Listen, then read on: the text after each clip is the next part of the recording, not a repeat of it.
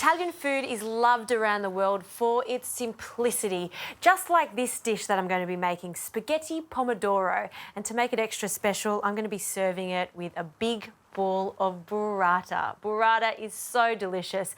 Essentially, it is a mozzarella ball, so the skin of it, and inside it's got wonderful creamy curds and also a little cream. So it goes so nicely with the acidity of the tomatoes. 4 ingredients. It is the best. Okay, so in the pot, we've got some pasta cooking. We want it to be al dente. So if the packet says around 8 minutes, you want to cook it for about 2 minutes because it's going to continue cooking as we plate up and mix it through the sauce. And instead of using a jar of tomatoes, I'm going to be using some fresh tomatoes. What I've done here is just placed half tomatoes into a tin like this, lots of olive oil, salt and some rosemary, and baked it at 140 degrees for about 45 minutes or until they're really soft. Now what we need to do is blend them. So into a jug just like this, I grab my tongs and we'll pop them in. They're so soft and juicy, and by roasting them low and slow, you get a wonderful concentrated flavour and an instant sauce. Add some of that oil in because that is going to help our sauce emulsify. So we'll just drizzle that in and let's blend.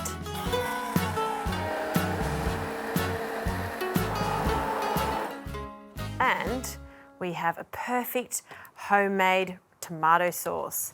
Now let's pop that into a pan. You can notice my pan is not on the heat, but because this is still warm, we've got hot pasta. We're just using the pan to toss everything together. So in with our glossy pomodoro sauce. And grab these tongs and let's have a look if this pasta is cooked. It sure is, perfectly al dente. So we'll just grab our pan and just put the pasta directly into that sauce. I like some of that starchy water to go in because it's going to help emulsify the sauce too. So just give that a shake and a toss and coat all those strands in lots and lots of sauce. All right, let's serve this up while it's still nice and warm. We'll get a lovely nest happening here just by curling that together. We'll grab a spoon. We'll lift that and pop that in the plate. Some basil, these nice little tender leaves, and then finally, and just carefully take this little ball of burrata out. I'm being really careful with it because you don't want to burst it because all the goodness is inside. And let's present this just on top.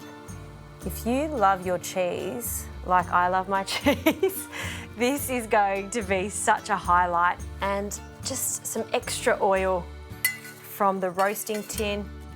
We'll drizzle that over the top. If you're a huge lover of burrata like I am, this dish is for you. And have a look here. You can see the burrata already bursting at the seam. I can't help myself. I have to try this dish. And this is where the joy is, breaking the burrata open. Look at all that yummy curd. Mixing that in with the pasta. Excuse me while I make a mess, but it's going to be worth it.